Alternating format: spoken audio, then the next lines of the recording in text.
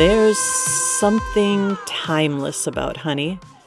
Almost literally, it doesn't spoil, it doesn't decay. And for thousands of years, people have trusted it, not because they understood it, but because it worked. Before laboratories and prescriptions, before modern systems of medicine, there was something simple, gathered from the work of bees, that people turned to again and again and again. Good evening, my Nightside tribe. This is Sunny from somewhere above the 45th parallel, and I'm broadcasting to you for Nite Muse Media. At its core, honey seems uncomplicated. It's made mostly of sugars, fructose and glucose, but that simplicity is deceptive because honey contains very little water. It's naturally acidic, and within it are enzymes added by bees that slowly produce, hydrogen peroxide. All of that creates an environment where bacteria struggle to survive. In a quiet, chemical way, honey resists decay. And maybe that's why it has followed us for so long. In ancient Egypt, honey was used to treat wounds and placed in tombs alongside the dead, not as decoration, but as something of immense value, something believed to endure. There are jars of honey discovered in tombs over 3,000 years old, still preserved, still recognizable, still honey. Across Greece and Rome, it was used for healing and for strength, for energy.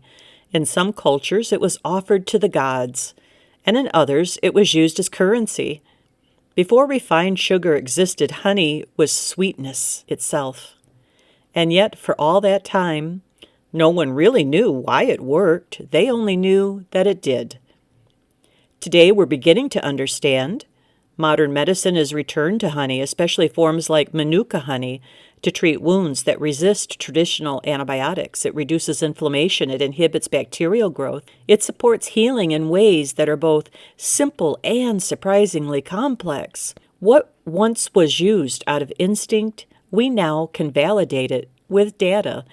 But honey does not exist on its own. It is the result of a system, a quiet, coordinated process that begins far from the jar it ends up in. Bees move through fields and forests, collecting nectar from the flowers. They carry it back to the hive where it's broken down and transformed. Then it's slowly reduced in moisture. They fan it with their wings patiently, continuously, until it thickens into something stable, something that will last. It takes thousands of bees and countless journeys to produce a single pound. A spoonful of honey is the work of an entire community. And honey is only one part of what the hive creates. There's also propolis, a resin collected from trees, used by bees to seal and protect the hive itself, a kind of natural barrier. It's antibacterial, antifungal, the hive's own defense system. And then there is royal jelly, a substance so unique that it changes the destiny of one single bee. Fed exclusively to the queen, it allows her to grow larger, live longer, and remain fertile. The same starting point, a completely different outcome. People have found their own ways to use these: honey for comfort and healing, propolis for protection, and royal jelly for vitality. Not always because we fully understand them, but because somewhere along the way we learned to trust what they do. And yet, even something as natural as honey is not without its boundaries.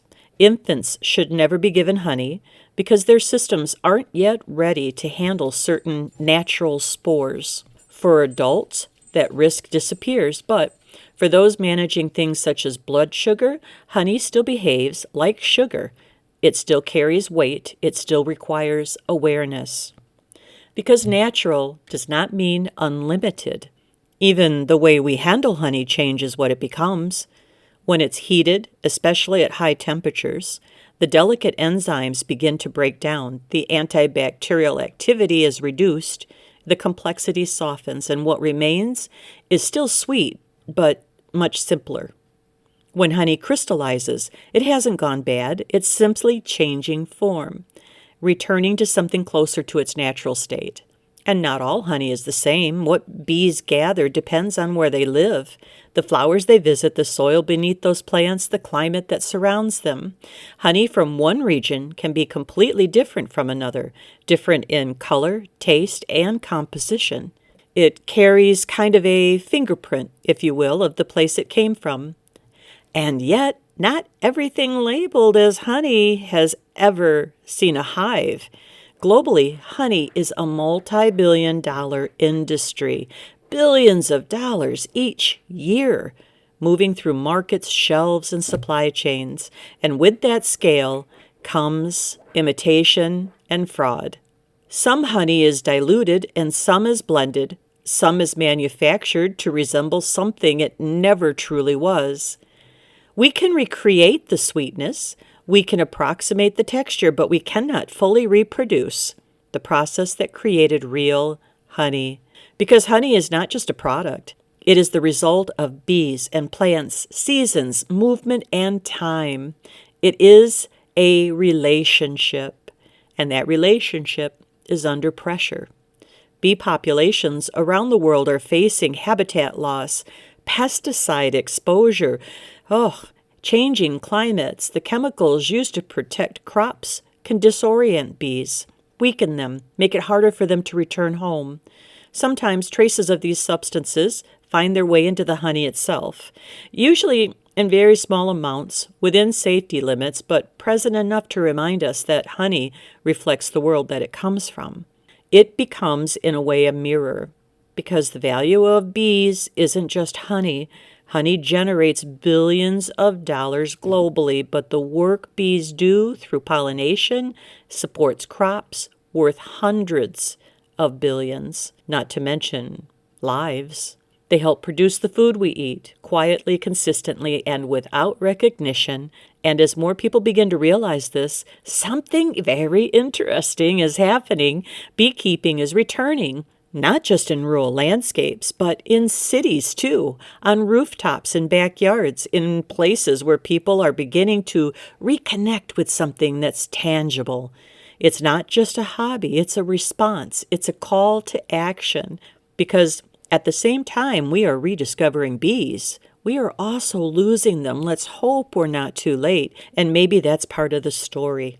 We move toward complexity, toward systems, and toward efficiency, and somewhere along the way, we stepped away from things that were already working, only to find ourselves trying to rediscover them. Honey doesn't rush. It doesn't expire. It doesn't try to become anything more than what it already is. And maybe that's part of what makes it so valuable. Not just what it does, but what it reminds us of, that sometimes the most complex solutions begin with something very simple. And sometimes the future of healing, balance, and of understanding isn't something new. It's something we've had all along, just waiting to be noticed again.